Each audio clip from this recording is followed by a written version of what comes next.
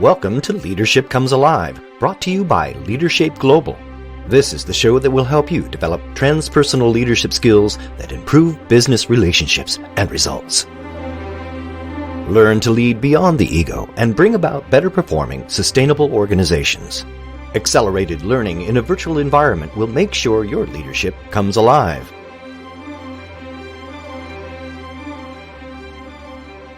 Hello everyone, this is Danielle Grant from LeaderShape Global. Thank you once again for being with us. Joining me once again today is Xenia Angevin. Xenia is one of our LeaderShape faculty. She's a psychological coach, favoring positive psychology approaches. She's a coach mentor, negotiation expert, and change consultant with an international client base.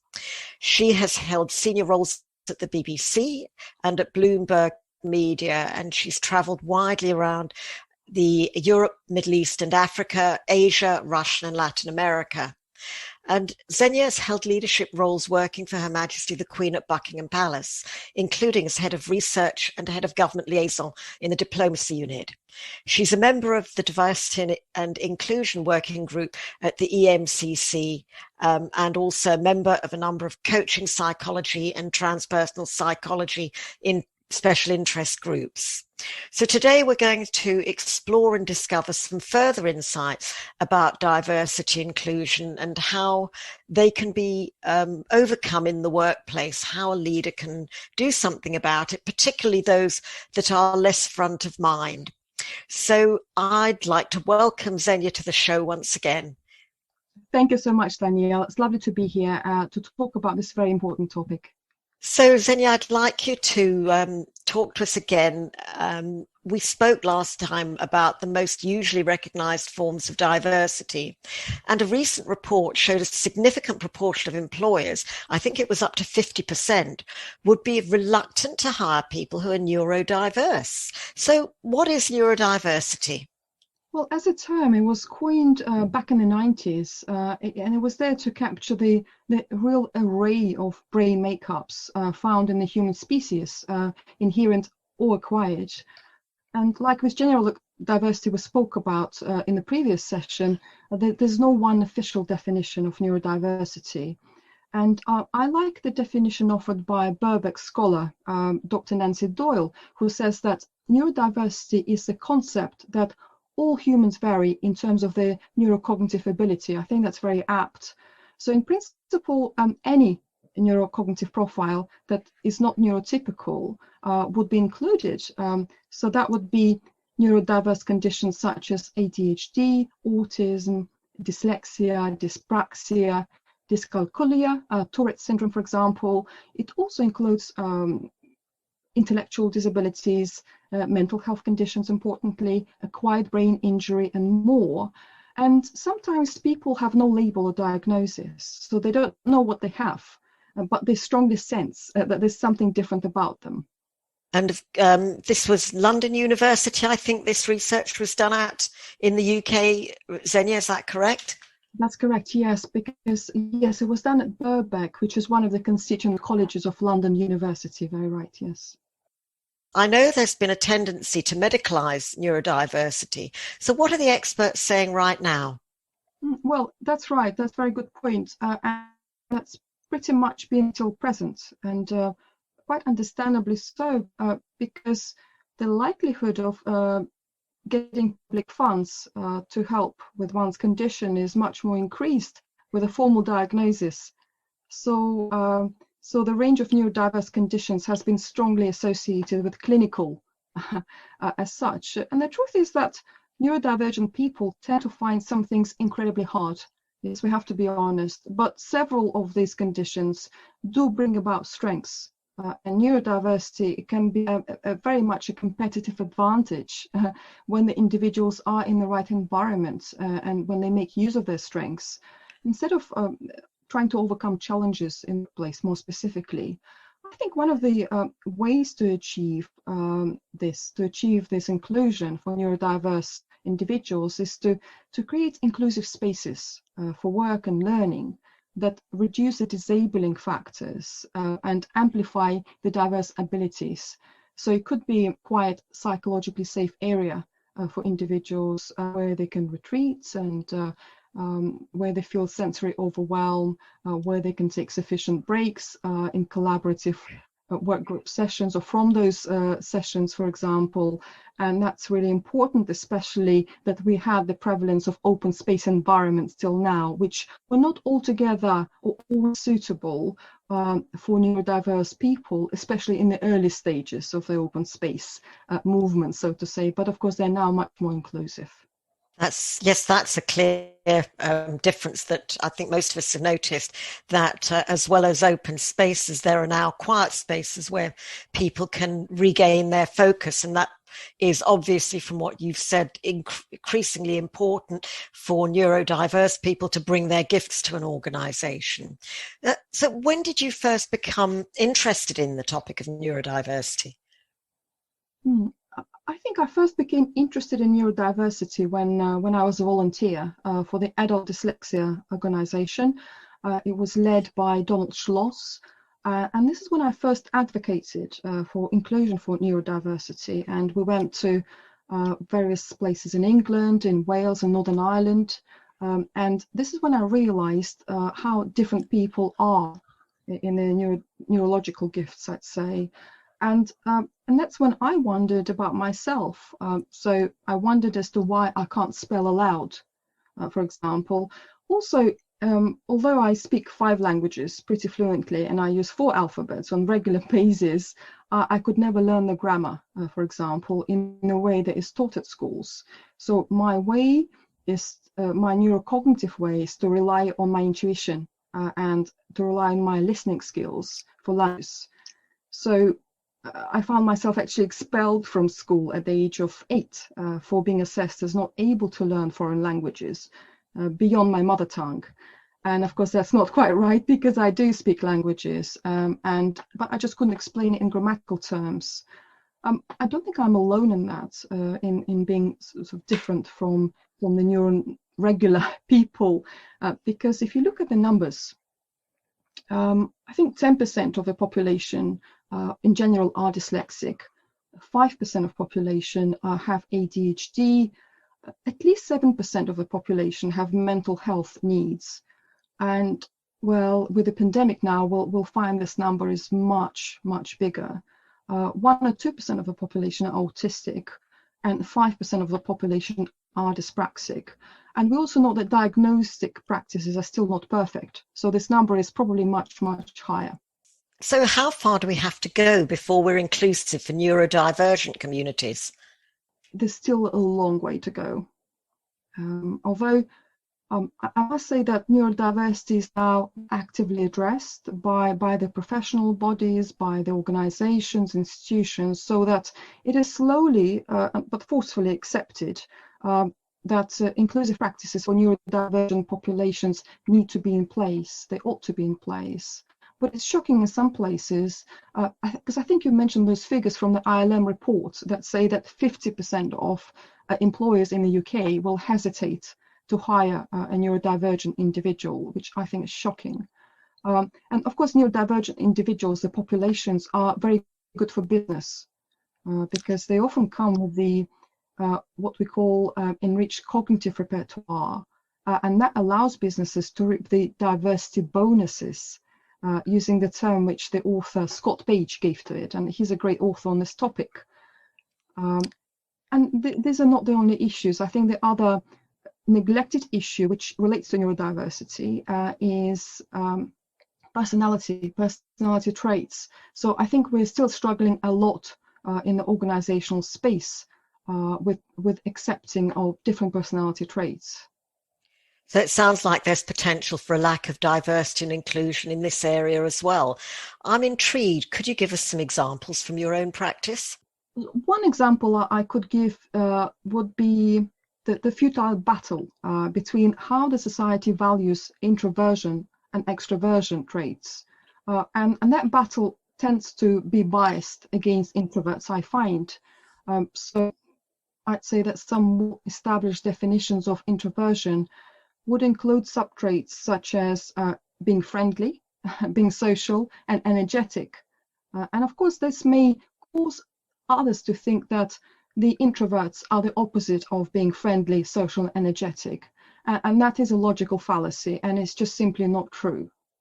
But for the introverts who are listening, please do not fear, because coaching psychology science and practice shows that you can develop either of these two traits. Of course, you may need to accept that one of those polarities is your natural trait and another one is acquired.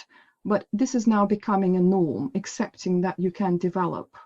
The other example I could give is that we hear a lot about the fixed versus the growth mindsets, and these are important notions. And I can see recruiters being encouraged to hire for a growth mindset, as they see it the only way to flourish in the fourth industrial revolution, which is partially true.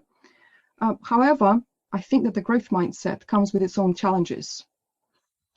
So I saw a demonstration recently where it became clear that a preference for the growth mindset, as translated into a psychometric test, as a talent acquisition policy, it comes at the expense of other personality traits. So this may include things like being observant, being down to earth, being discipline driven. So just imagine a company where everybody is a big picture thinker with no one observant or no one practical in sight. And that's pretty much what unfettered growth mindset bias would look like. So we just need to be very careful there. And there's so many examples. In my performance coaching practice, I have noticed another trend, which is where employers hire for those who are high on empathy and also systematic and highly logical thinking. So two things together. And you remember I mentioned Professor Simon Baron-Cohen. So when he did his research, he found that only 30% of population are good at both. So they're good at empathy and the systematic, highly logical thinking. So therefore, if you're hiring for both qualities, you're actually excluding 70% of population. And I'm not sure that this is what one has intended to do. And especially that these traits can be genetic on occasions, or they can be acquired before birth in some cases. So the potential for exclusion is very real. Looking at sort of leadership research, which is quite, which takes quite a long time into account, I think about 15 years. So I remember looking at it and seeing that empathy is actually very much in demand, especially for leadership the world over. So we just need to be cautious here, because the default has been in our educational system that, well, over the past century, I'd say, that we prioritize for the logical, systematized thinking over the intuitive, the empathetic approach. So there is still value in paying attention that we hire people who are empathetic. And going back to a coaching practice, it does show that empathy can be developed absolutely through coaching and development activity. So it can be done. And if this is what your company is doing, if this is what you're doing as a coach, that you are by definition facilitating inclusive practice. So if we hire from the 70% that are logical, provided they're willing and aware, their empathetic side can be developed through coaching and other interventions. Absolutely, yes. Are you an executive coach and need to take your practice to the next level? Now you can by becoming an ICF accredited transpersonal leadership coach. Brought to you by LeaderShape Global, Transpersonal Leadership Coach Training is an intensive learning program designed to differentiate your coaching practice. Learn to work with leaders so they can create performance-enhancing, caring, ethical, and sustainable cultures through being a transpersonal leader. And give your practice some TLC that will make a difference. Find out more at LeaderShapeGlobal.com. That's LeaderShapeGlobal.com.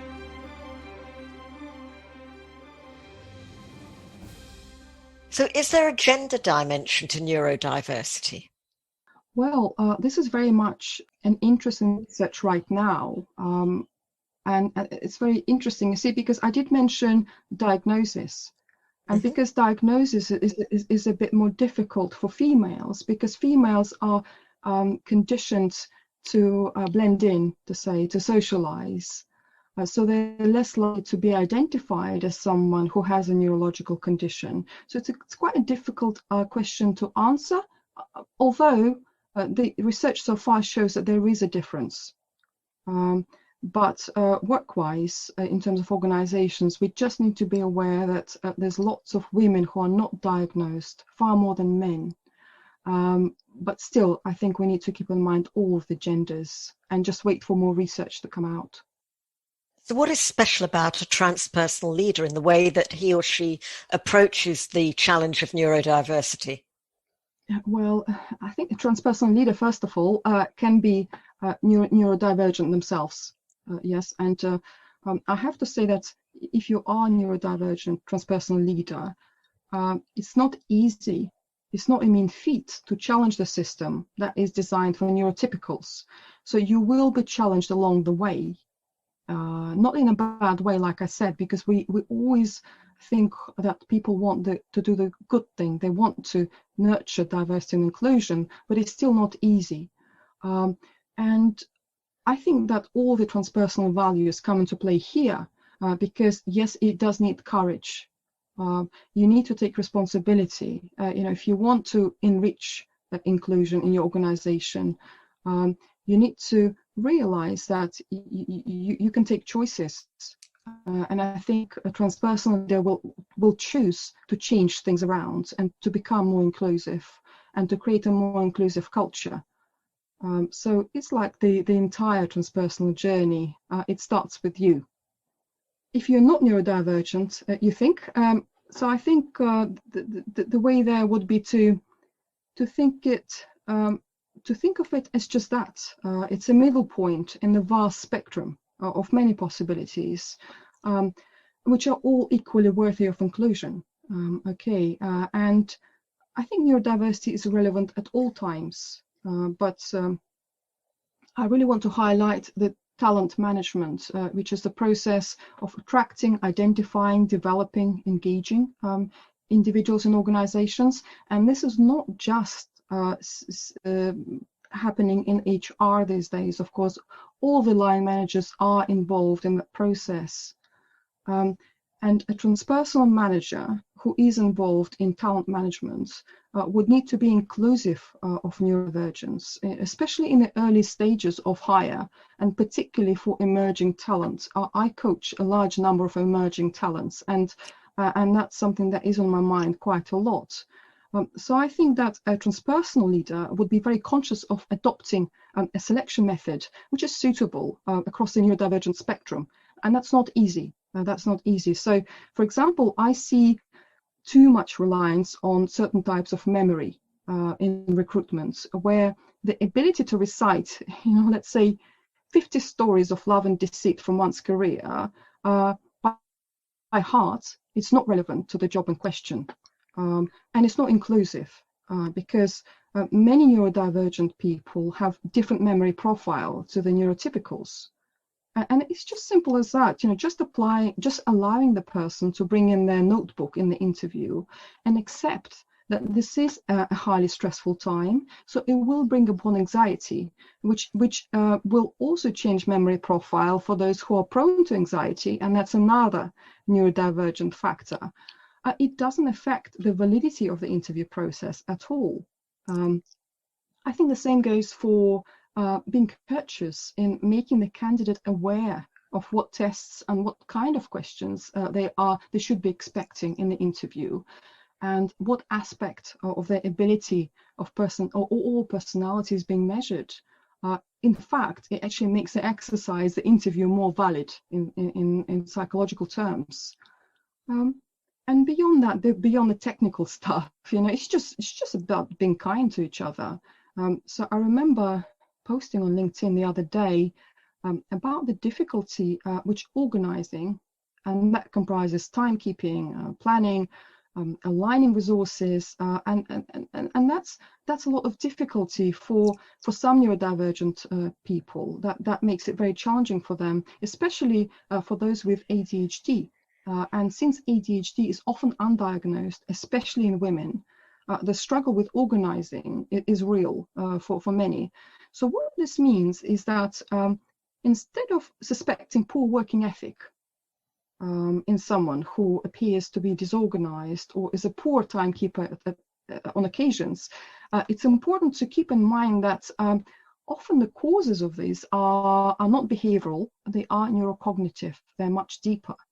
And I'd say that the neurodiverse clients I've coached mostly seek help for memory, concentration, resilience, because they find it difficult coping or preparing for these interviews. They're very stressed, or handling the organizational life that demands high levels of organization, of course, organizational skills. And they also want help with time management. And I'd say that whether you are a peer, a manager, a coach, a mentor to such person, it's your duty to help them out. And that's the only ethical approach, really. The other arena is meetings. And that's where neurodivergence really plays out. I think it seems logical that quality of outcome of a meeting is directly contingent on the quality of the thinking that goes in there, of course. And often we gather meetings for problem solving, and the same there. So rushed meetings result in rushed decisions and very problem decision making, and they often miss out the valuable input of neurodivergent people because they're pressurized to bring their talents into the circumstances where they can't really contribute that well because they may feel too stressed in the meeting, or they may prefer to contribute before the meeting or after the meeting. And there are 10 principles for meetings, such as, or practices rather, framing inclusive questions, being appreciative, encouraging, being attentive, which help you engage people who are neurodiverse. And these principles are actually summarized very well in More Time to Think, which was written by Nancy Klein, and she's a great contributor to this topic. So I think a transpersonal leader would embed these practices in the culture of their organization, starting small, starting from meetings, but then of course going beyond. To be successful in today's challenging business environment, everyone needs to be a leader. And great teams depend on leaders who lead beyond the ego, bring values to full consciousness, and inspire a performance-enhancing culture. The Transpersonal Leadership Training Program from LeaderShape Global is available to individual leaders looking to develop their skills and behaviors for optimal results, or to groups and teams looking to take performance to the next level. Develop yourself and become the kind of transpersonal leader needed for the post-COVID world, or empower a whole team to improve their leadership competence. Find out more at LeaderShapeGlobal.com. What are the first things a leader should do to gain the benefits of neurodiversity and inclusion? Well, an aspiring transpersonal leader will start from the principle. And the principle is that the unique individual makeup of each person deserves its own expression, respect, and accommodation. It should be a human right, really. And a transpersonal leader would enable processes to be put in place so that when a person starts a new job, let's say, it's carefully noted on their personal file if they identify as a neurodivergent individual, if they want to be identified, and also identifying the neurodivergence and the preferences in terms of their work environment, in terms of their working practices, and this person's particular sensitivities need to be acknowledged. And often these people would want that to be noted and taken into account. Of course, in some other cases, people don't want this to be taken into account, but they would still benefit from diverse practices which are existing in the organization.